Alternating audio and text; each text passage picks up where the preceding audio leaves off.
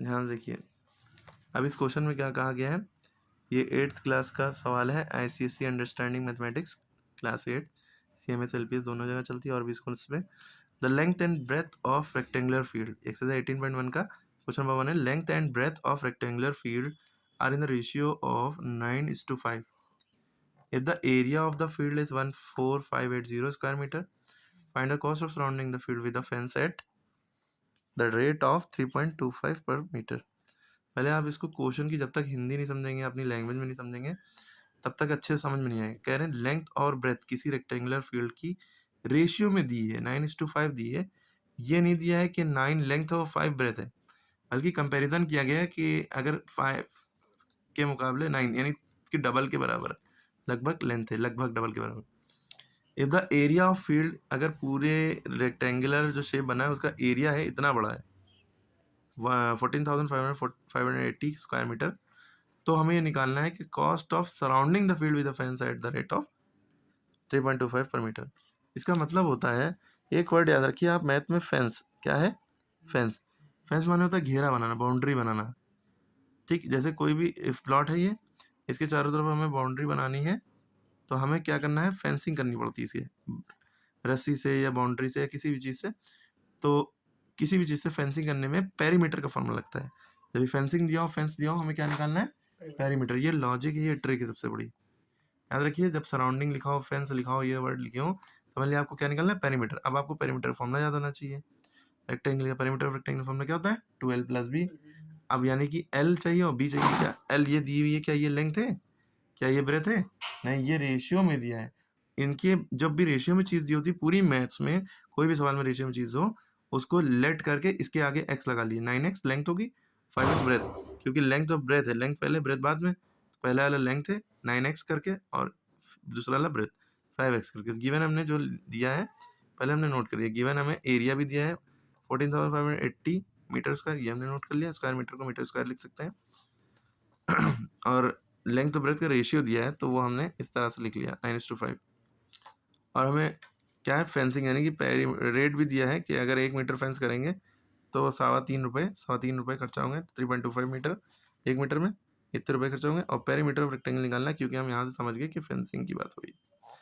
अब हमने क्या किया, हमने लेंथ को सबसे पहले जो रेशियो में दी थी उसको लेट 9x लेंथ हो गई, इसके बगल में x लगा लिया। ब्रेथ में 5x लगा लिया। फिर हमने एरिया ऑफ रेक्टेंगल फॉर्मूला लगाया, क्योंकि एरिया दिया हुआ है, अंदर की जगह दी हुई है। तो एरिया ऑफ रेक्टेंगल फॉर्मूला होता है लेंथ इंटू ब्रेथ, याद रखिएगा। और एरिया ऑफ रेक्टेंगल की वैल्यू भी दी थी ये, इधर हमने ये रखा 5 9 5 45। एक्स एक्स से जब मल्टीप्लाई होता है तो एक्स स्क्वायर हो जाता है, प्लस होता तो 9 9 5 14x लिख देता है बस यहाँ पे, ठीक है। स्क्वायर हो गया। अब 45 नीचे गया डिवाइड में, जब क्योंकि इसके मल्टीप्लाई में डिवाइड में गया। अब चाहे तो आप यहीं भी काट लेते, 9 के टेबल से पूरा कट ही रहा था, नहीं काटा कोई बात नहीं। अब स्क्वायर उधर जाएगा तो रूट बन जाता है ना, यानी कि आपके पास ये बता, ये स्क्वायर उधर जाएगा तो रूट बन जाएगा। हमने फिर इसको न्यू करके लिख दिया, इधर वाला इधर, इधर वाला, कोई दिक्कत नहीं, आसानी के लिए। फिर आपने क्या किया, इसको काटा, 9 5 45, 9 1 9, 9 6 54, 9 2 18 0, काटेंगे कट जाएगा, 1620/5 है। अब इसका हमें क्या करना है, स्क्वायर रूट दोनों पे लगाना। स्क्वायर इधर गया तो रूट बन गया था। स्क्वायर रूट निकालने का तरीका आपको पता है, ऐसे निकलता है ना। आपने स्क्वायर रूट निकाला तो आपका ये स्क्वायर रूट आया। अच्छा देखिए, ये भी रूट 5 जो नीचे वाला 5 बचा था वो भी रूट के अंदर है, तो ये भी इसका 5 से 5 कट गया। अब ये 2 था, 2 2 का 1 बाहर निकला, 3 2 3 4 3 थे, 2 का 1 बाहर निकला, 2 का 1 बाहर निकला, ठीक है, स्क्वायर रूट से। 2 3 6 3 18। अब हमें x की वैल्यू मिली। आप सोच रहे हैं सवाल बड़ा हो रहा है, ऐसे ही x की वैल्यू मिली। अब हमारी एक्चुअल वैल्यू जो लेंथ की वैल्यू 9x हमने मानी थी, यानी कि 9 और x के बीच में मल्टीप्लाई लगाया, और ब्रेथ की वैल्यू 5x मानी थी, तो इनको हमने सॉल्व किया। लेंथ 9x थी, 9 × x यानी 9 to the 9, इसको मल्टीप्लाई किया, ब्रेथ की वैल्यू ये आ गई। लेंथ और ब्रेथ दोनों की वैल्यू बदल गई, तो लेंथ की वैल्यू 162, ब्रेथ की वैल्यू 90। अब हम पेरीमीटर ऑफ रेक्टेंगल फॉर्मूला लगाएंगे, 2l + b होता है, 2l + b, ये सब वैल्यू पुटअप की, मल्टीप्लाई करके पेरीमीटर की वैल्यू आ गई ये। अब पेरीमीटर यानी कि कितना है इसकी फेंसिंग है, ये हमें सब पता लग गया। रेट ऑफ फेंसिंग का फॉर्मूला लगाया, ये 1 मीटर में इतना है, तो इतने मीटर में कितना है, तो इतना इंटू दिस, एक मीटर के रेट से मल्टीप्लाई कर दिया। आपके पास मल्टीप्लाई करने का तरीका ये है कि अगर यहाँ तक आप हैं तो इसके बाद अगला स्टेप आपका ये हो सकता है कि आप इसको इस तरह से मल्टीप्लाई करें, पॉइंट लगाएं कि पॉइंट को इग्नोर करें। समझ लीजिए पॉइंट लगाया नहीं था, पहले आप मल्टीप्लाई कर ले, जब सॉल्व हो जाए तो पॉइंट कहाँ पे लगाएं, 2 नंबर से पहले या 2 नंबर से पहले पॉइंट यहाँ लगा 1 2, तो आंसर में भी 2 नंबर से पहले यहाँ पॉइंट लगा दी, ठीक है। अब सोल्व किया, पॉइंट के बाद 0 0 होते हैं तो कट जाते हैं, 1638 आंसर आ गया।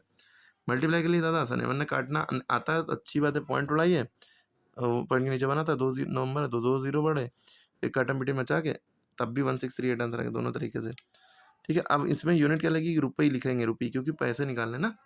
तो आप इसके बाद इस स्टेप के बाद 2 मेथड है, चाहे आप ऐसे करिए चाहे आप ऐसे करिए। तो आप डायरेक्ट हम इसके मेथड के बाद आंसर लिख दे रहे हैं 1638 रुपीज़, 1638 आंसर आ गया। ओके, कैसे किया समझ में आया? ठीक है, फिर से पूरी वीडियो देखिएगा, बड़ी हो गई है और इसके लिए, लेकिन उसको समझिए एक एक स्टेप को, एक एक बात को, ठीक है, ताकि आपके समझ में आए। और इसको लाइक करें, शेयर करें, सब्सक्राइब करें। उसके बाद साथ में ये दूसरा क्वेश्चन और तीसरा क्वेश्चन भी करने की कोशिश करें, ठीक है।